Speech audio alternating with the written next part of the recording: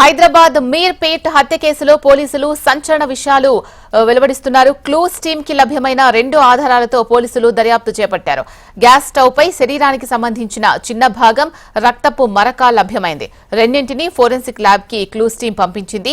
గురుమూర్తి ఎలా హత్య చేశాడు అనే దానిపై పోలీసులు ఒక క్లారిటీకి వచ్చారు. మాధవి చనిపోయిన తర్వాత డెడ్ బాడీని బాత్రూంలోకి తీసుకెళ్లాడు. బాత్రూంలో మాధవి డెడ్ బాడీని ముక్కలు ముక్కలుగా చేసి ఒక్కోదాన్ని గ్యాస్ స్టవ్ పై కాల్చినట్లు గుర్తించారు. కాలిపోయిన ఎముకలను రోట్లో వేసి పొడిగా చేసిన అనంతరం బకెట్లు నింపి చెరువులో పడేశారని పోలీసులు నిర్ధారణకొచ్చారు.